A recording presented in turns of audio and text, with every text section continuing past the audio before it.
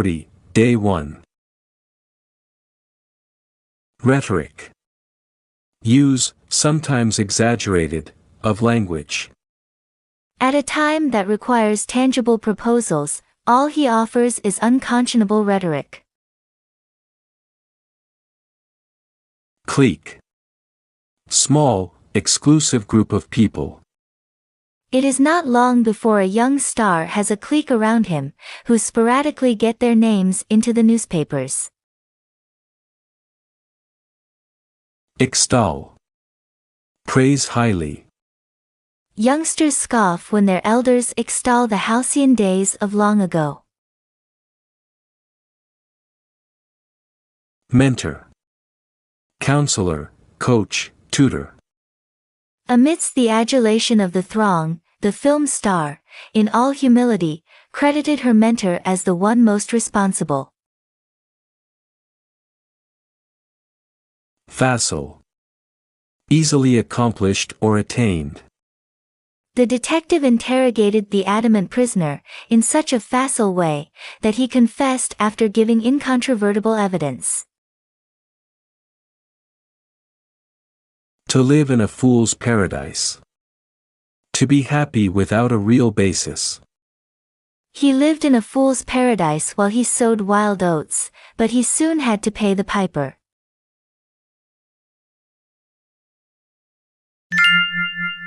A political show. The 2012 elections offered another example of politics as show business. Most politicians have prepared speeches dealing with the prevalent topics of the day. They can maintain a fervid flow of rhetoric for hours at a time. In each locality where he is to appear, the advance work is prepared by a clique of trustworthy aides. In preparation for the show, they have dispersed leaflets, put up posters, and sent out cars and trucks with loudspeakers to extol the erudite qualities of their candidate. Soon, the crowd gathers. Loyal party workers come forward to shake the hand of their mentor. Now, with the facile solutions to complex problems carefully memorized, the show is ready to begin. One moment facetious, the next moment profound, the candidate works to convince the incredulous among the voters.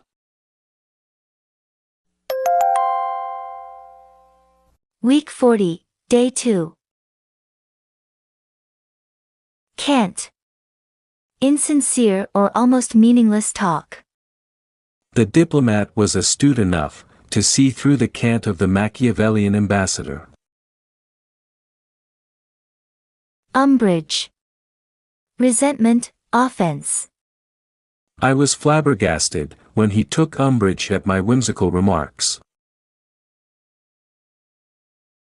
Magnanimous.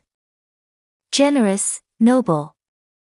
A somber examination of those indigent families, bereft of hope, sunken in apathy, should motivate us to be more magnanimous in our attempts to improve their lot.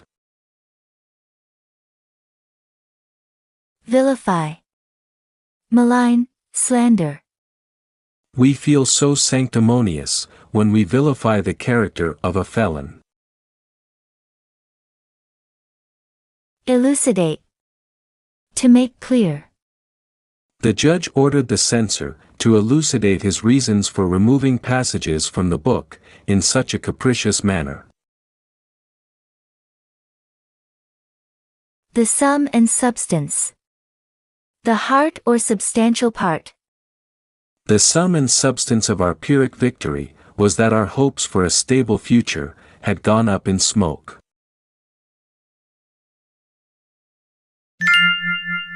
Getting a good look.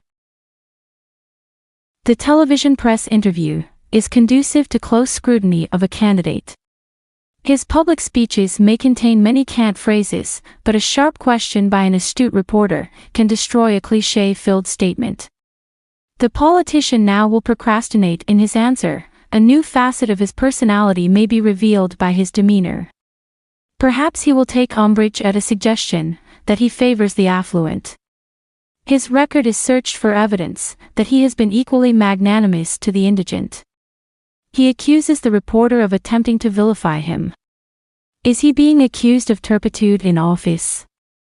It is time to discreetly go on to another topic. The candidate wishes to extol the virtues of his program and record. The press wants to allude to things that keep him in the midst of controversy. They insist that he elucidate positions that the politician would rather leave in a nebulous state. Week 40, Day 3. Vapid. Uninteresting, dull. As a concomitant to his belligerent and vituperative antipathy toward his government, he became an expatriate, but he founded a vapid life. Unwieldy. Bulky, difficult to handle. Kyra was so disgruntled about having to move the unwieldy piano, she procrastinated for days. Proximity. Nearness. As the scion of an affluent family, he was often in proximity to opulence. Lassitude. Weariness, weakness. After playing with his progeny in the enervating sun, he staggered back to his room, where he was overcome with lassitude. Vitiate. Destroy the use or value. The irrelevant evidence seemed to vitiate the prosecutor's case and precluded a conviction. On pins and needles. To be on edge, jumpy. He was on pins and needles while he cooled his heels in the principal's office.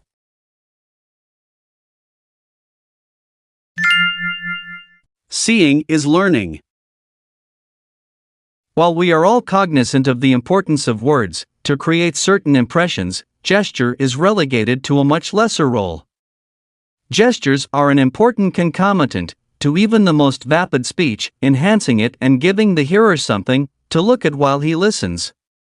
The value of seeing at the same time as listening was shown when a class at a university, unwieldy because of its large size, was split up.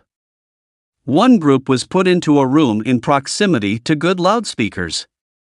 Every nuance of the lecturer's voice could be heard clearly. Because they had no person on whom to place their attention, they soon took on the appearance of extreme lassitude. Most students became lethargic and rested their heads on their desks. The separation of visual and oral communication tended to vitiate the learning process. The listening group received grades lower than those received by those who could look at as well as hear the instructor.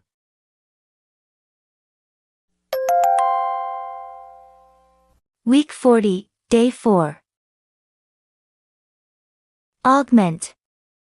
Enlarge, increase. The parsimonious octogenarian sought to augment his wealth by removing it from its cache and placing it in a bank. Fatuous. Foolish, silly, inane. The new employee wanted to gain favor with his boss, and his obsequious desires led to the most fatuous behavior. Contort. Twist violently. The paroxysm of coughing served to contort her body until she could gain a respite. Repertoire. Works that an artist is ready to perform. Her virtuosity was demonstrated by the works she performed from her repertoire. Imperceptible. Extremely slight or gradual. He had always appeared virile, so that the imperceptible decline toward senility went unnoticed, until he succumbed and began to use a cane. To have at one's fingertips. To have thorough knowledge, to have ready. He had at his fingertips an extensive repertoire.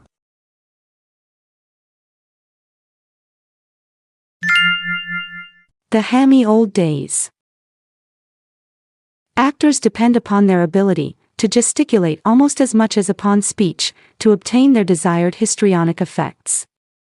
With them, gesture serves much more than merely to augment speech. When their communication is by gesture alone, it is called pantomime. In the early silent motion picture period, gestures were flamboyant. To show that he was distraught about the danger in which the heroine had been placed, the hero would go through the most fatuous actions. He would stagger, beat his breast, tear his hair, and contort his face into the most doleful appearance. There weren't many simple or restrained gestures in his repertoire. The heroine, to indicate her love, would fling her arms wide and ardently jump into her sweetheart's arms. It was only much later that actors became skilled enough to communicate with the audience through discreet gestures and almost imperceptible changes in facial expression that could transmit nuances of emotion. Week 41, Day 1.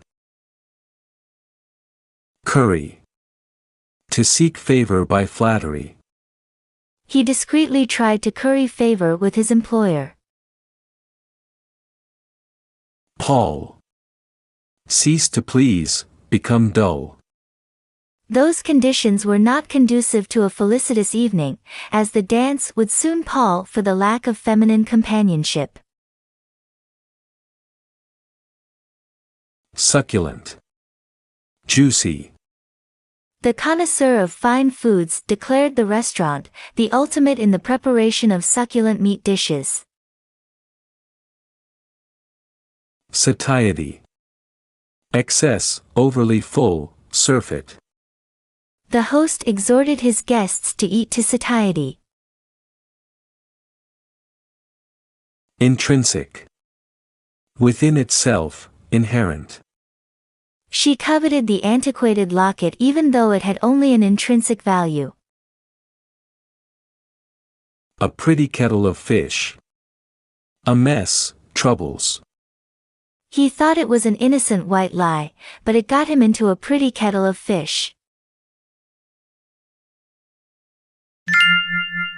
Queen of the supermarket. The American housewife is queen of all she surveys in the supermarket. She decides what items shall be purchased. Grocery manufacturers are well aware of her power to make one product a success and another a failure. They spend huge sums developing new products with which to curry her favor. Fearful that a successful product will soon begin to pall, the manufacturers, without cessation, come out with new and improved versions to whet her appetite.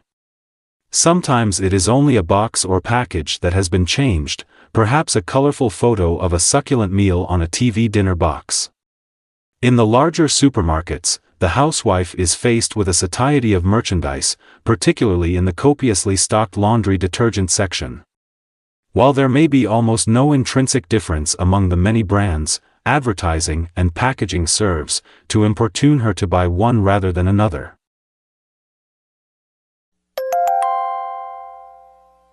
Week 41, Day 2. Potpourri. Medley, mixture. A potpourri of today's musical hits sounds more like cacophony than harmony.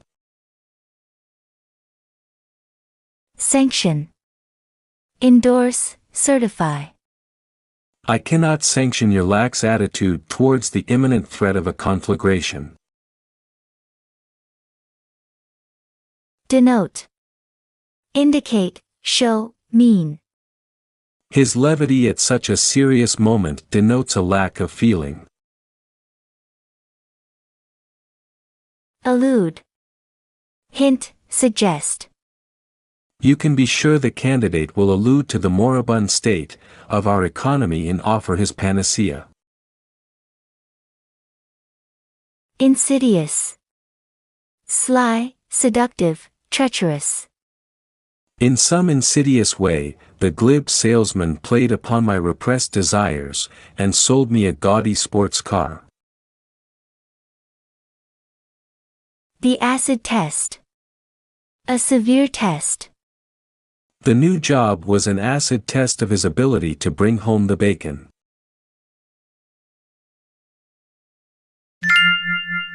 It's what's outside that counts.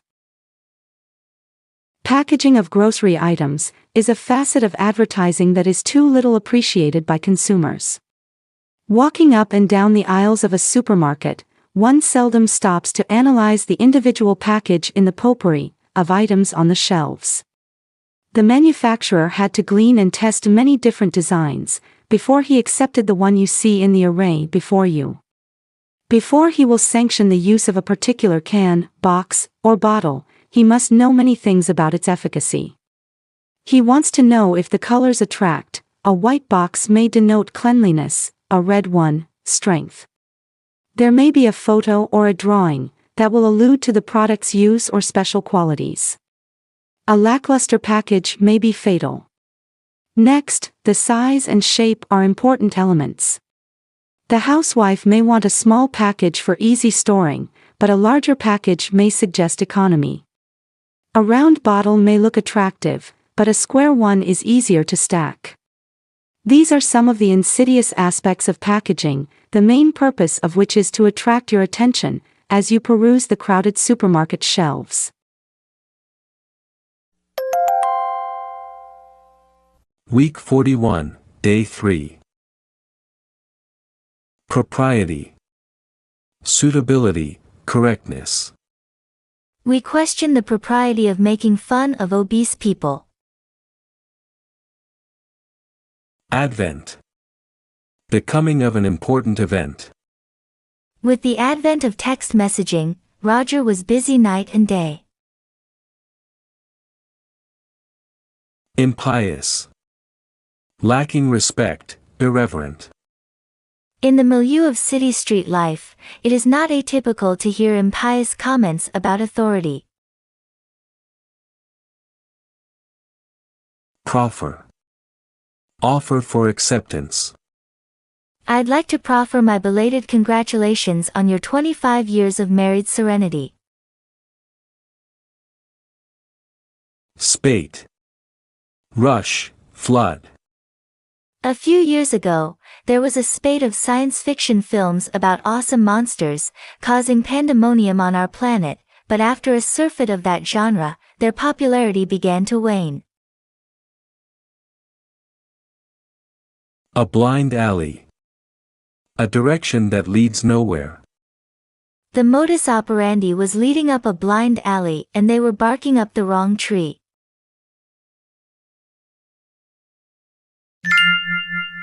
Tried and true. Few questioned the propriety of the current haste on the part of manufacturers to bring out new and improved products at the prevalent rate. At one time, in the dim, distant past before the advent of television, it was the vogue for products to be advertised on the merits of their tried and true qualities.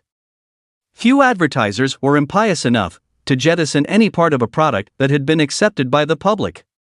Year after year, the local grocery store owner would proffer the same box of cereal, the same house cleaner. The acceptance was of the time-tested product, and it appeared almost unconscionable for the manufacturer to change his merchandise.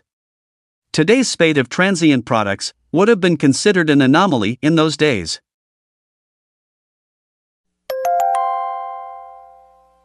Week 41, Day 4. Shibboleth. Pet phrase, slogan. People often try to compensate for their deplorable lack of culture by repeating the shibboleth, I know what I like. Bogus. Counterfeit, fake. He had the audacity to try to foist a bogus dollar on me. Substantiate. Confirm, ratify. The reporter wanted to elicit the pertinent facts from the reticent witness, so he could substantiate the charge of moral turpitude against the high city official. Nutritive. Having nourishing properties. Mothers should be vigilant that their children's food has the proper nutritive value. Raucous. Harsh, shrill. There were raucous complaints about the inordinate number of fatal accidents caused by inebriated drivers. To twist around one's finger. To control completely. He winked at the little girl's bad behavior, she had him twisted around her finger.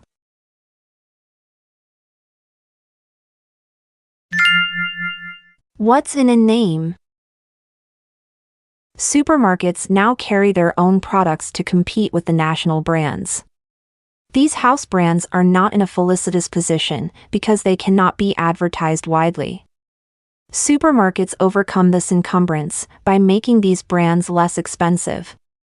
Many people believe the shibboleth, "You get what you pay for," and they purchase items on the premise that quality varies as the price does. Are the claims made by nationally advertised brands bogus? How can one bread company substantiate its nutritive superiority over another? As there is no incontrovertible evidence, the more expensive bread, or coffee, etc., must compensate by increased advertising. They make inordinate claims, using those raucous techniques proven so successful in convincing the frugal consumer to switch to a more costly brand.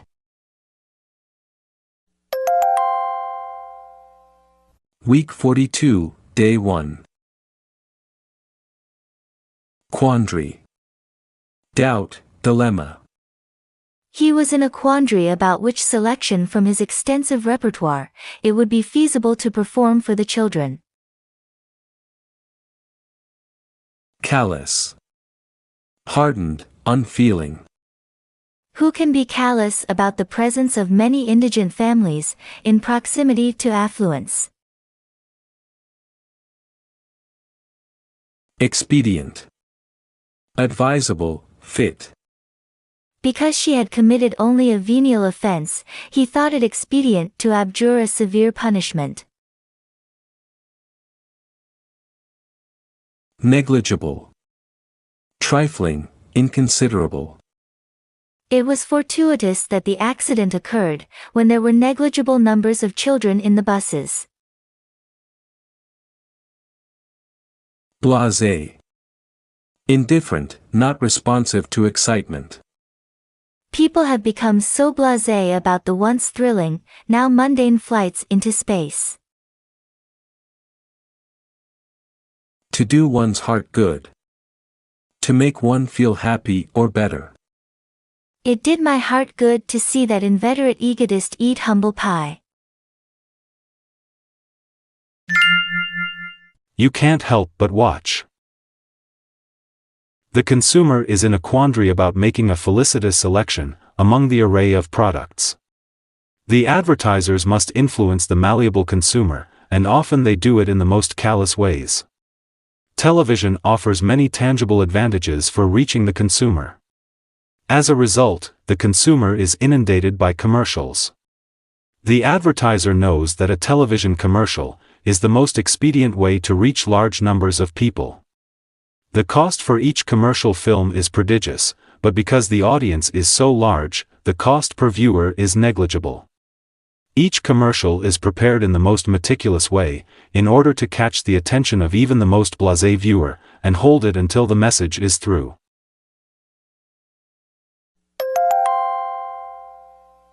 Week 42, Day 2.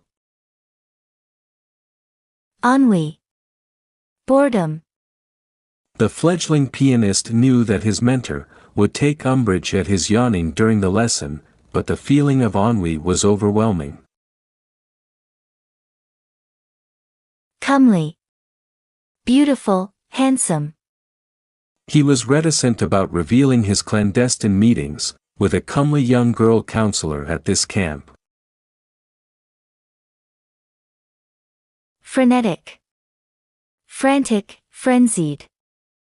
They were vigilant in order that their surreptitious meetings would not be discovered, and it often required frenetic changes of plans to preclude exposure. Artifice. Strategy, trickery. They furtively employed every kind of artifice to be able to meet. Diversity. Variety, change. The omnipotent dictator employed all of his rhetoric to vilify those who would be brash enough to suggest that a diversity of opinions should be expressed. Worth one's weight in gold. Extremely valuable, very useful. The coach said the new Star Center was worth his weight in gold.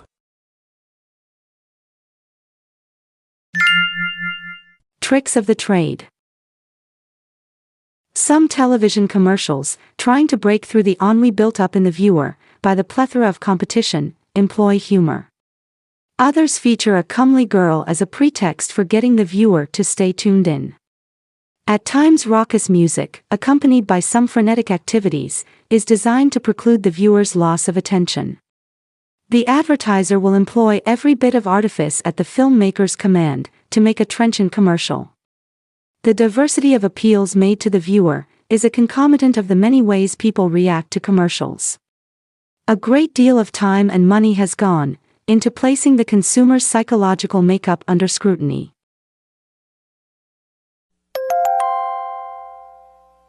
Week 42, Day 3. Qualm. Twinge of conscience. He had a serious qualm about hunting for the nearly extinct quarry. Expurgate. Remove objectionable parts or passages. At times, the producer must expurgate some of the things said by these children because they are too candid. Begrudge. To be resentful or reluctant. She did not begrudge paying the pittance extra for a better coat. Artless. Innocent, naive. A successful television program can be built around the artless comments of very young children. Gratuity. Tip. He took umbrage when I offered a gratuity to augment his small salary. To make the best of a bad bargain. To change or go along with a poor situation. After he bought the white elephant, he made the best of a bad bargain and let sleeping dogs lie. Going to the source. The wide diversity of reasons people have for buying one product, rather than another, are investigated by the advertising people, in order to prepare efficacious commercials. They do not have the slightest qualm about questioning the consumer about personal things in her own domicile. The consumer is requested not to expurgate her answers. Generally, people are not reticent and do not begrudge giving the time and effort. The questions delve rather deeply, and what the artless responses divulge will help the advertiser decide what to put into his next commercial. After a large number of interviews, the copious results make it feasible to prognosticate how well the commercial will do. The interviewer usually offers no gratuity to the person who is helped, but often a sample of the product is proffered as thanks. Week 42, Day 4. Manifest. Evident, obvious. It was manifest that an arbiter would be needed, because neither side would capitulate to a plan foisted on them by the other side. Delve. Dig, do research. If we delve below and behind the rhetoric and invective, we may discover the profound reasons for the ferment in our land. Capricious. Fanciful, whimsical. When the acrimonious discussion about his capricious actions had attenuated, he was able to vindicate his conduct. Requisite. Requirement. One mortifying requisite for the position was that he would have to work for 1 year, under the aegis of a fatuous egotist. Replenish. To fill again, to restock. He was reticent about emulating those who, after eating almost to satiety, rushed to replenish the food on their plates.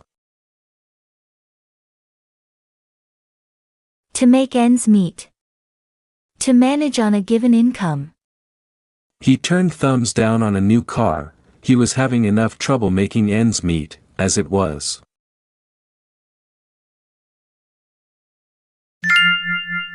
It seems to work.